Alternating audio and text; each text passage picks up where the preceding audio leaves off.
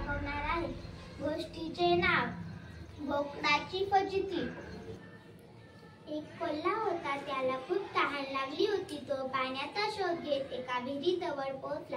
विहीर जुनाट आणि पडकी होती. ती फारशी खोल नव्हती. त्या विहिरीत पाणी देखील थोडेसेच होते. कोल्ह्याने विहिरीत उडी मारली आणि पोटभर पाणी प्यायला, पण आज तो विहिरीतून बाहेर कसा निघणार?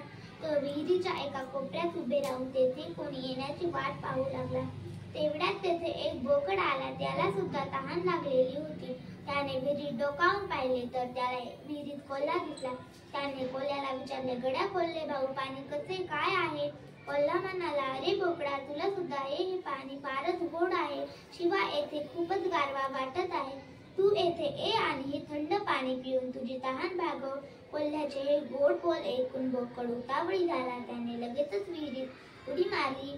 बोकड विहिरीत पडल्याबरोबर कोल्ह्याने स्वतःचे पुढचे पाय त्याच्या पाठीवर टेकावले आणि तो उडी मारून विहिरी बाहेर आला. मग बोकड स्वतःला बाहेर काढण्यासाठी कोल्ह्याला हाका मारू लागला. कोल्हा म्हणाला, अरे बोकडा, तुझी दाढी लांबडी आहे, पण तुझी अक्कल मात्र तोकडी आहे.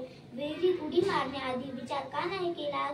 आता तू आणि तुझे कर्म मला काही सांगू नकोस. मी चाललो. राम राम. एवढे बोलून कोल्हा तेथून पळून गेला. बालमित्रांनो, या बोधकथेतून असा बोध मिळतो की कोणतेही काम अविचाराने करू नये. धन्यवाद.